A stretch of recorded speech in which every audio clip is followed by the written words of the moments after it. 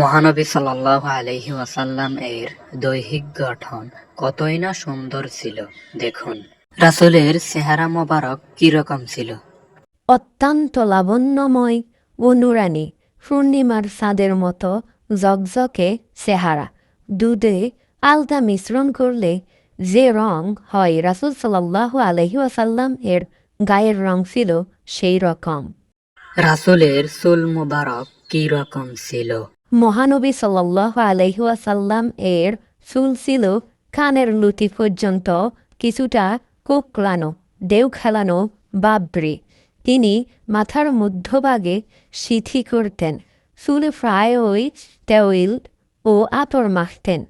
রাসূলের জীবনে 17 থেকে 18টি চুল ফেঁকেছিল এবং শেষ বয়সে চুল লাল ধারণ করেছিল।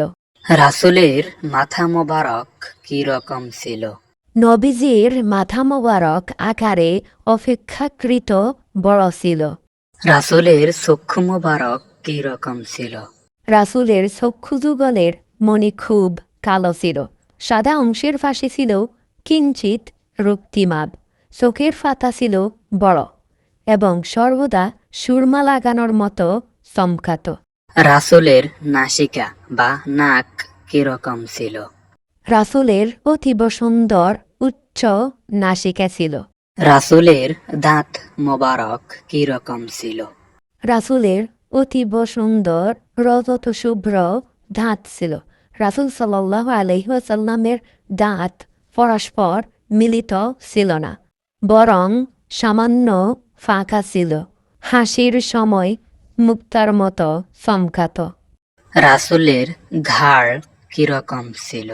দীর্ঘ মনোরম মাংস এবং কাদের হাড় আকারে বড় ছিল। রাসূলের দাড়ি মোবারক কিরকম ছিল। রাসূলের দাঁড়ে মোবারক লম্বা, ঘন, যা প্রায় বক্ষ পর্যন্ত প্রসারিত ছিল।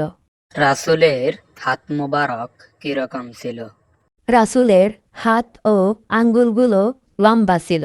হাতের কবজি হতে কনুই পর্যন্ত পশম ছিল।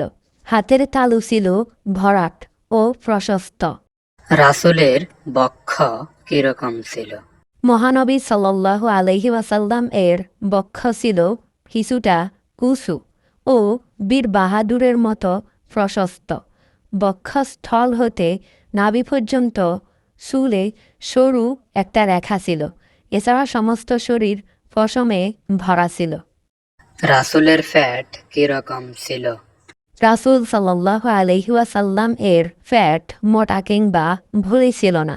বন্ধুরা, ভিডিওটি ভালো লাগলে লাইক, কমেন্ট, শেয়ার করে অন্যকে জানার সুযোগ করে দাও।